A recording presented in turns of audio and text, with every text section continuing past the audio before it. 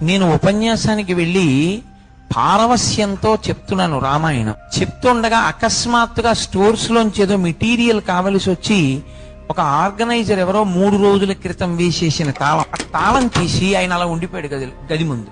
3 రోజుల క్రితం తాళం వేసేసినటువంటి గదిలో ఒక పెద్ద కోతి ఇంత పెద్ద తిలకం బొట్టు పెట్టుకుని అది కూర్చుని రామాయణం వింటోంది.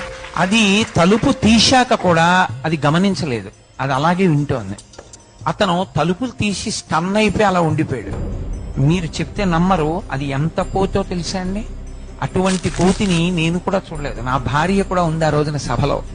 ఇంచుమించుగా ఈ స్తంభానికి ఇంకొక స్తంభం అంతెత్తు కోతి. అది కళ్ళు తెరిచి చూసింది ఆ తలుపు తీసిన అతన్ని, సభని చూసింది. అదేమి భయపడకుండా తిన్నగా నడిచి అక్కడున్న స్టోర్ రూమ్ దగ్గర నుంచి నడుచుకుంటూ వీధికి దగ్గరికి వచ్చింది. నేను వచ్చినవాడు ఈశ్వరుడు, ఆయన కథ నేను చెప్తున్నాను, త్రికరణ శుద్ధిగా నమ్మి చెప్తున్నాను. నేను ఏ స్వార్థంతో చెప్పట్లేదు. నాకెందుకు భయం ఆయన కథ చెప్పేటప్పుడు అని నేను చెప్పుకుంటున్నాను.